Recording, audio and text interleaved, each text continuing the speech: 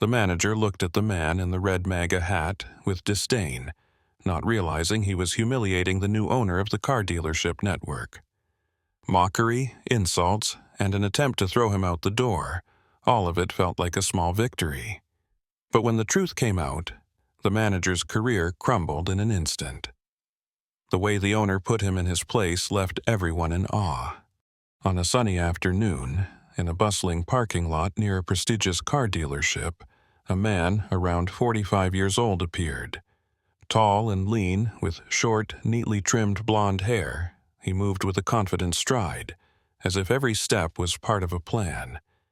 He was dressed in worn jeans, a plaid shirt with rolled-up sleeves, and a bright red baseball cap bearing the words, "Make America Great Again." This was Jack Harper, a successful entrepreneur from Texas who had recently moved to this state with an ambitious goal of expanding his business. Jack leisurely pushed open the dealership's glass doors, glanced around the showroom, and headed toward a row of the latest SUVs. His eyes lingered on a black SUV by the window, massive, with chrome accents and gleaming wheels. He approached the car like a man who wasn't there to browse, but to buy. Watching him with a squint was a slim man in his 30s, sporting a neatly trimmed beard and a pretentious suit. This was the dealership's manager, Kevin Rogers. His name tag, with its bold, clear lettering, read, "Senior Manager." Kevin crossed his arms over his chest, his face adopting an expression of mild disdain. Everything about Jack, from his cap to his relaxed posture, screamed, "Not our target customer," to Kevin. "Good afternoon, sir," Kevin said stiffly, giving Jack a once-over from head to toe. "How can I help you?" Jack, seemingly unaware of the hidden condescension, smiled warmly and raised an eyebrow, gesturing toward the SUV. "I think I've found what I'm looking for. Could I take a look at this black SUV? It seems like exactly what I need." Kevin suppressed a sarcastic smirk, his eyebrows arching slightly. "That's not exactly in your price range," he said, with exaggerated politeness that felt more like mockery. "But of course, you're welcome to take a look if you'd like." Jack took his time, looking Kevin up and down as if evaluating him, but said nothing. His calm demeanor only fueled the manager's irritation. Meanwhile, a few dealership employees exchanged glances, sensing an impending confrontation. Kevin continued, "Are you sure you want this vehicle? We can show you something more affordable." "Absolutely," Jack replied softly, smiling. "Does it come in a version with a white leather interior? I think that would suit me better." Jack's calmness visibly annoyed Kevin. The manager let out an exaggerated sigh. "This SUV is our top-of-the-line model, very expensive. I'm just trying to save you some time." "My financial situation isn't your concern," Jack responded firmly, his smile unchanging, though his eyes grew serious. Kevin felt his patience slipping. Raising his hand, he called out loudly to a trainee nearby. "Hey, Tommy, show this gentleman the car if he's got time to play around." Tommy, a young man with a nervous demeanor, quickly stepped forward, trying to defuse the situation. "Of course, sir. Please follow me," he said to Jack, avoiding Kevin's gaze. Jack gave Kevin one last look and said calmly, "It seems like everything here is very professional. That's good to know." He followed Tommy, leaving Kevin standing there with a scowl.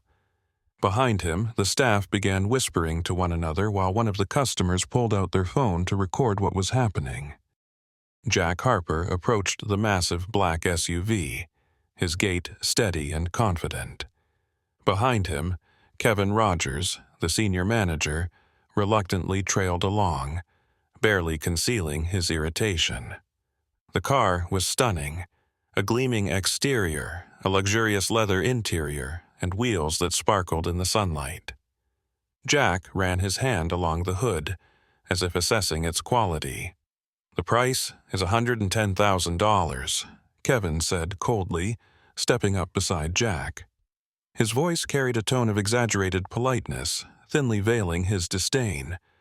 Of course, we offer financing options for those who find it hard to pay up front. Jack ignored the sarcasm, simply nodding as he opened the door and peeked inside.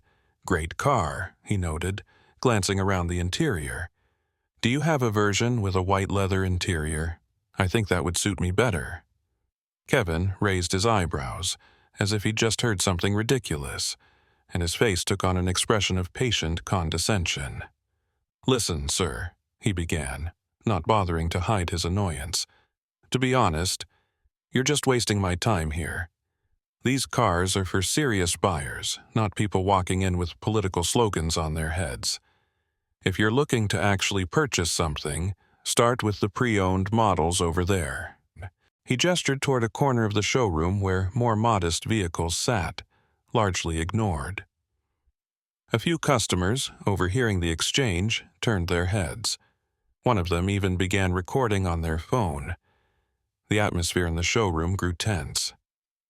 Jack slowly closed the SUV's door, his smile widening just slightly, though his eyes remained serious.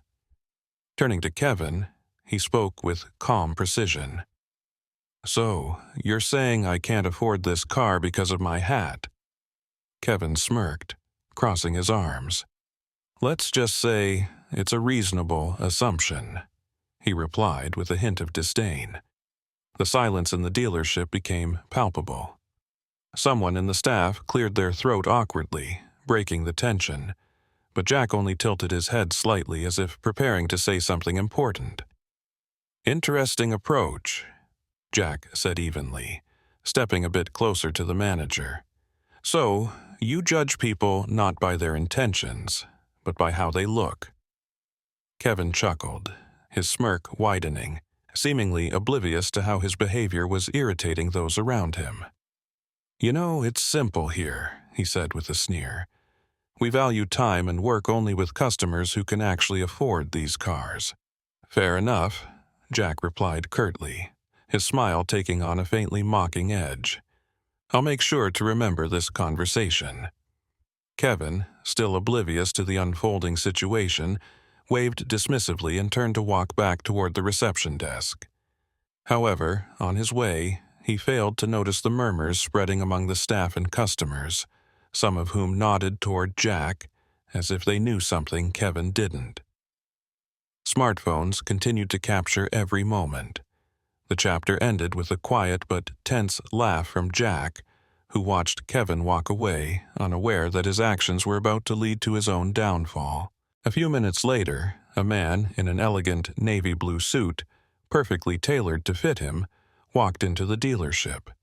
His presence immediately commanded attention. This was Tom Miller, the regional manager of the dealership, a man known for being tough but fair. The moment he saw Jack, his face lit up with a welcoming smile. "Mr. Harper," he exclaimed, extending his hand energetically. "It's such a pleasure to see you here. I was just preparing the paperwork for your request. I hope you liked what you saw." Kevin, who had been standing with a smug expression moments earlier, suddenly turned pale. He looked at Tom with clear confusion etched on his face. "Excuse me," he began, trying to sound composed, though his voice wavered slightly. "Who is this?" Tom, still maintaining his warm smile, answered calmly but with a tone of importance. "This is Mr. Jack Harper, the new owner of this dealership network. He recently acquired a controlling share in our company." The room fell silent. Absolute stillness descended, as if time itself had paused. A few employees who had been observing the situation from a distance now watched with keen interest. One customer muttered, "Oh, this is going to be good," and adjusted their phone to get a closer shot of the unfolding drama. Jack took off his red cap, dusted it off lightly, and looked at Kevin with an expression that suggested he was waiting for an explanation. "You seemed pretty certain that I was wasting your time. What do you have to say now?" Jack's voice was calm, but each word was laced with cold confidence. Kevin stammered, his face flushing bright red. He tried to speak but could only open and close his mouth like a fish out of water. I'm sorry, sir," he finally mumbled. I didn't know. It was a mistake." "A mistake?" Jack raised an eyebrow. "Funny, you seemed very sure of yourself a few minutes ago. Or was I mistaken?" Kevin tried to gather what little composure he had left, but his efforts came across as desperate. He started speaking faster, as if trying to cover his missteps with a flood of words. "It's a misunderstanding, sir. I was just trying to protect the dealership's reputation. I didn't mean to." Jack raised a hand, cutting him off. "Didn't mean to?" he said with a faint smirk. "Or you just assumed it was okay to judge people based on how they look?" Someone in the room stifled a laugh. Tom, who had been standing quietly nearby, kept his expression neutral, but his eyes made it clear he fully supported the new owner.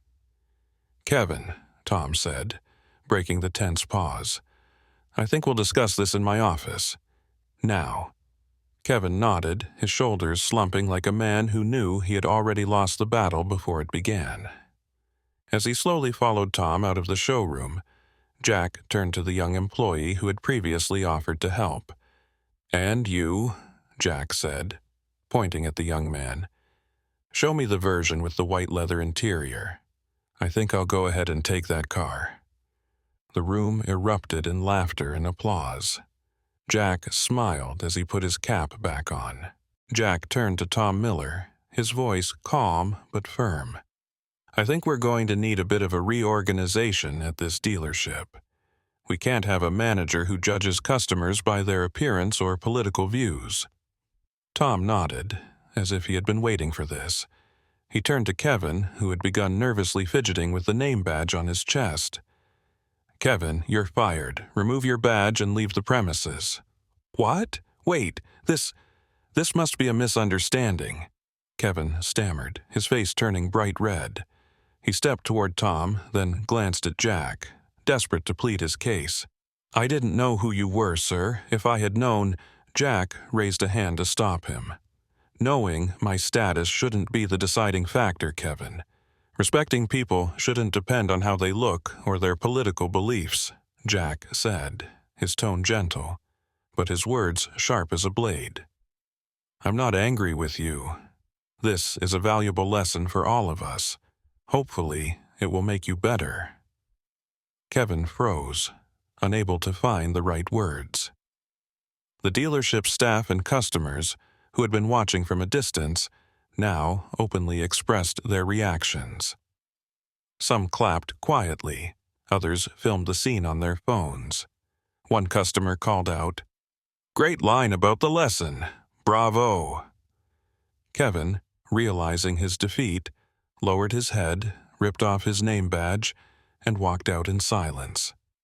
His steps were heavy, as though each one cost him great effort. As Jack left the dealership, a young man approached him, nearly dropping his phone in excitement. "Sir, sorry to bother you, but I caught all of that on video. It was incredible. Can I post it? I'm sure it'll go viral." Jack smiled, adjusting his red MAGA cap, and nodded.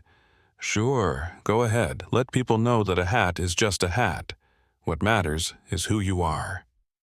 The crowd outside broke into applause, and someone shouted, "Harper for president!"